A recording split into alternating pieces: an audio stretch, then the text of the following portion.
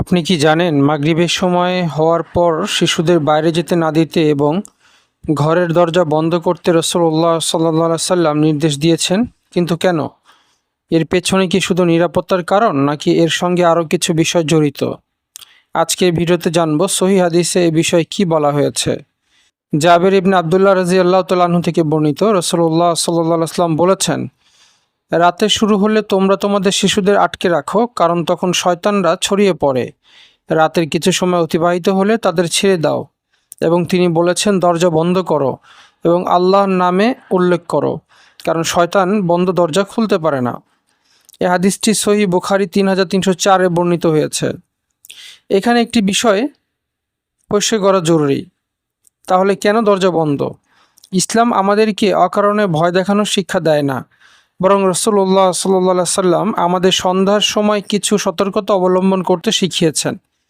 হাদিসে সন্ধ্যার সময় শিশুদের ঘরে রাখতে, দরজা বন্ধ করতে এবং আল্লাহর নাম নিতে বলা হয়েছে, অর্থাৎ এটি একজন মুসলমানের জন্য নবীজি সাল্লাল্লাহু আলাইহি সাল্লামের শেখানো আদব ও আমাদের আমলের অংশ। শুধু দরজা নয়, আরও আশ্চর্য বিষয় হলো, শুধু দরজা বন্ধ করার কথাই বলা হয়নি। সহিহ বুখারীর আরেক বর্ণনায় এসেছে, পানির পাত্র ঢেকে রাখতে, খাবারের পাত্র ঢেকে রাখতে এবং আল্লাহর নাম নিতে বলা হয়েছে।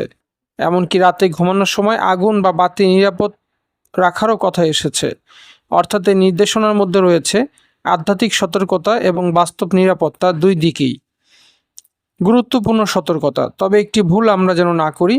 হাদিসে শয়তানদের ছড়িয়ে পড়ার কথা এসেছে, এটা সত্য, কিন্তু মাগরিবের পর দরজা খোলা থাকলে নিশ্চিত জিন ঘরে ঢুকে যাবে এমন কথা আমরা নিজের থেকে বানিয়ে বলতে পারি না। আমাদের কাজ হলো রাসূলুল্লাহ সাল্লাল্লাহু আলাইহি ওয়াসাল্লামের শেখানো আমল পালন করা এবং আল্লাহর উপর ভরসা করা।